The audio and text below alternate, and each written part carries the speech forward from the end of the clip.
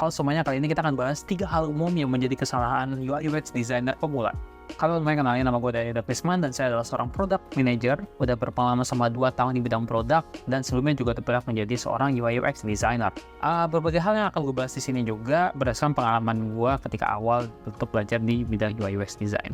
Ini gue harap kalian juga bisa belajar di hal yang sama. Nah, ini apa sih yang menjadi kesalahan-kesalahan dari para pemula itu? Pertama adalah kebanyakan belajar tools. Nah, bisa dibilang tools ini tuh ada banyak banget ya. Di luar sana tuh ada Figma, ada Adobe XD, ada Sketch, dan juga bahkan Adobe Photoshop gitu.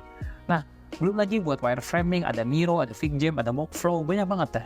Dan kalau misalkan kita mau usability testing ya, usability testingnya juga ada banyak gitu. Ada Maze, ada Hotjar, ada Useberry, dan belum juga buat catatan ada banyak banget, ada Google Docs, ada Notion, ada Kode ya, itu banyak banget ya buat tools yang bisa kita pakai dalam membantu karir kita di bidang UI UX design. Tapi kalau misalnya bisa dibilang, gue kalau ngerjain belajar untuk pakai tools itu semua, gue bisa gila gitu.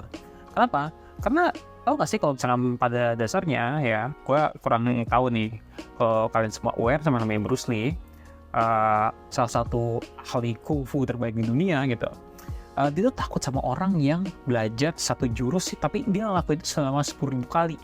Bukan orang yang belajar 10.000 jurus tapi hanya dilakukan sama satu kali. Maksudnya itu percuma kalau misalnya kita banyak banget tools yang ada di luar sana, itu percuma kalau yang dipakai cuma itu doang gitu pada dasarnya. Mendingan kita maksimal aja buat ningkatin skill kita di salah satu aplikasi. Pada dasarnya kita di company juga pakainya itu doang gitu loh. Kalau misalkan desain kita pakainya Figma, terus kalau misalkan mau nyatat cuma pakai Google Docs atau Notion, kok terlalu banyak dipelajarin karena ngerepotin kalian juga kalau misalkan banyak terlalu banyak. Yang penting itu konsepnya. Jadi di luar sana ada banyak tools dan lu mungkin gak akan bisa untuk memasterin itu semua karena lu gak akan ada waktunya untuk memasterin itu semua.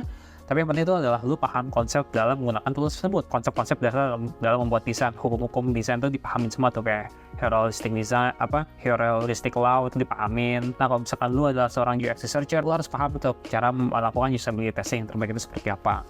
Jangan hanya terlalu mengandalkan dari Maze. Nah, kalau misalkan lu ada seorang UX writer gitu ya, lu pakai aja Google Docs 1 gitu, itu udah cukup. Yang penting adalah cara lu mendokumentasikan dan membuat teks tersebut jadi lebih baik kan, bukan belajar tools tersebut. Yang satu hal perlu diingat teman-teman, tools itu hanyalah sebuah tools, bukan sebagai core dari apa yang harus dipelajari. Sama kayak gue dulu, gue juga memikir hal seperti itu. Gue ngerasa dengan belajar tools, maka gue akan dianggap berwawasan, padahal ya itu mah gak penting banget sih sebenarnya. Sekarang UX designer selanjutnya adalah banyak desain yang gak masuk akal gitu.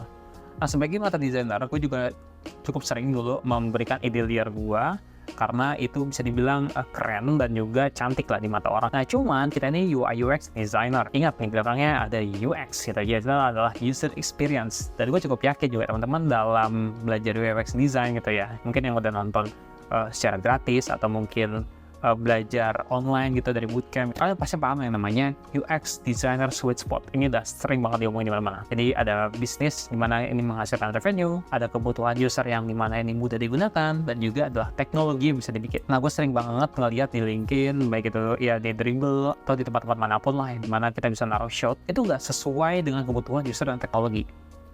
Nah, contoh di sini. Jadi ini adalah sebuah desain shot yang gue dapetin dari Dribbble dan ada banyak kesalahan yang gue lihat di sini. Ini hanya sebagai sebuah contoh aja. Nanti kalau misalkan yang lain gue kurang tahu ya.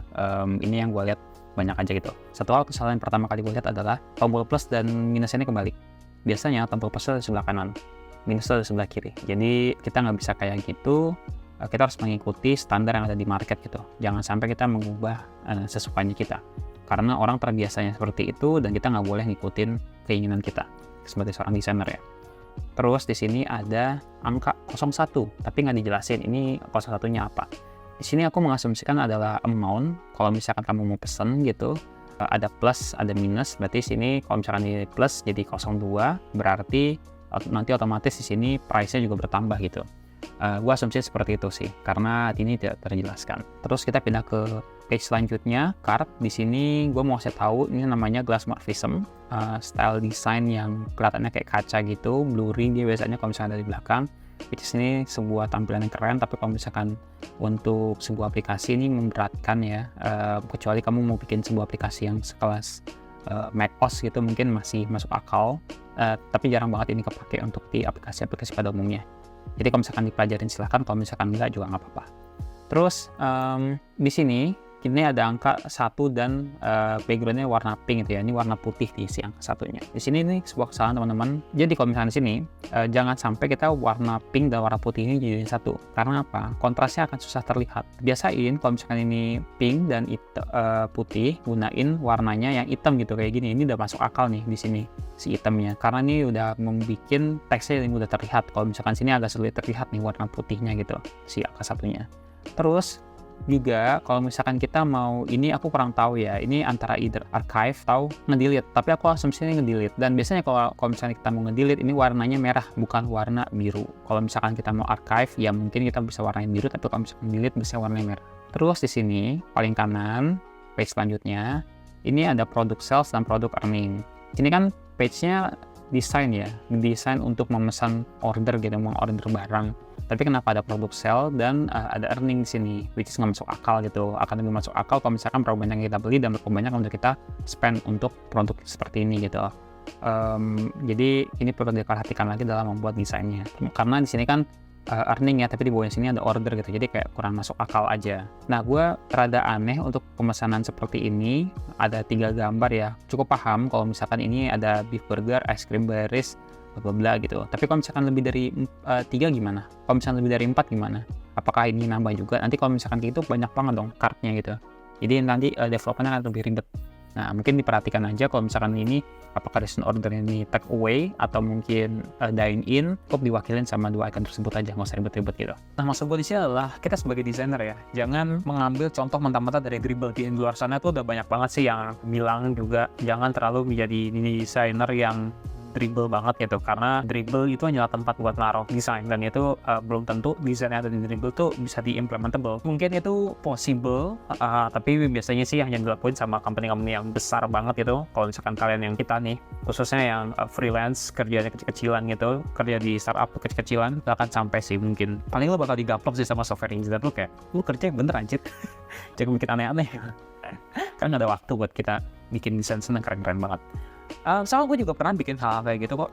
Gue tanya ntar di Instagram gue pernah nge-post satu pemutar musik yang pakai Glassmore Visa, which is masuk akal kalau misalnya di development. Dan gue yakin juga kalau misalnya teman-teman nanti masuk startup gitu ya, pada akhirnya yang kalian kerja itu adalah aplikasi yang sama tuh yang udah desain sistemnya, dan kita tinggal kopas-kopas aja sesuai dengan apa yang minta bikin. Dan kita nggak akan mungkin jauh-jauh dari luar tema yang mau dibuat. Itu gak usah belajar yang ribet-ribet, fokus aja sama law of UX yang ada. Banyak banget law of UX di sana, pelajarin, itu yang lebih penting daripada kita belajar dari Dribbble. Begitu. Terakhir, itu adalah bikin case study secara asal-asalan. Nah, again, gue nggak bosan-bosan untuk bilang hal ini, betapa pentingnya sebuah case study untuk mempromosikan diri kita sebagai seorang UI designer. Nah, kalau misalkan belum ada yang tahu ya tentang case study itu apa, sebuah media untuk menjelaskan permasalahan dan juga bagaimana cara kita untuk bisa menyelesaikan masalah tersebut. Nah, cuman kebanyakan dari case study yang ada di luar sana saat ini gitu ya, banyak yang dibuat dengan tanpa tujuan gitu. Dengan membuat desain yang baru, dengan tampilan lebih fresh daripada tampilan yang lama, daripada lebih mentingin hal itu daripada bobot si case study itu sendiri. Bobot apa? Emang case study ada bobotnya? Ada. Nah, maksudnya gimana? Kita kebanyakan mikir mungkin banyak case study sama dengan nilainya mahal, padahal nggak juga gitu. Case study itu hanya memperlihatkan bagaimana cara lo berpikir untuk menyelesaikan masalah, dan itu akan sangat berguna buat lo untuk mencari pekerjaan. Sama kayak gue juga dulu mikir bahwa banyak case study sama dengan banyak ilmu, padahal ya enggak gitu. Hanya banyak beberapa case study gue yang ngasal dulu ya. Tapi kalau misalkan lo nanya gitu, case study seperti apa sih yang mungkin punya value, gue ada beberapa contoh. 1, ada 2, ada 3. Gue akan menjelaskan di tempat lain nanti, tapi kalau misalkan gue akan bahas ini breakdownnya banyak banget sih. Dan kalau misalkan lu mau lihat gimana cara gue bikin case study, lihat aja yang paling bawah, karena gue di situ bikin case study gue itu udah dilihat sama sekitar kurang lebih 200.000 orang, di like sama 2.000 orang, dan yang komentar juga kelasnya nggak kaleng-kaleng gitu. Coba liatin patternnya, semuanya sama, bener-bener menyelesaikan masalah. Tidak ada yang asal bikin, oh kita memberikan rilisan karena pengguna merasa kesulitan gitu. Kesulitannya di mana? Tidak jelas. Pada 3 case study tersebut semuanya memperlihatkan bagaimana kesulitan dialami pengguna dari secara data. Jadi itu kenapa beberapa hal yang menurut gue cukup penting banget buat seorang UI UX designer dihindari ya ketika mereka masih seorang pemula. Gue di sini nggak menyalahkan siapapun, karena dulu itu gue juga alamin gitu, dan setiap nge-scrolling in hal-hal yang sama itu terus terjadi, dan pada akhirnya gue ngerasa kayak semuanya sama gitu. Terus ada desain yang nggak masuk akal juga, sama kok banyak banget sih orang-orang pada belajar tools gitu, buat apa gitu, belajar terlalu banyak, nggak penting juga. Sehingga gue ngerasa jadi ini tuh semuanya perlu dibahas. Oh ya, buat kamu yang mau nonton video tentang untuk apa yang harus nggak boleh dilakuin saat kita ingin memulai karir, kalian bisa ngikutin ada di sini. Coba ditonton, siapa tahu ini berhubungan sama apa yang kalian lagi cari. Sampai sini aja video minggu kali ini, dan sampai jumpa di video selanjutnya. Bye-bye.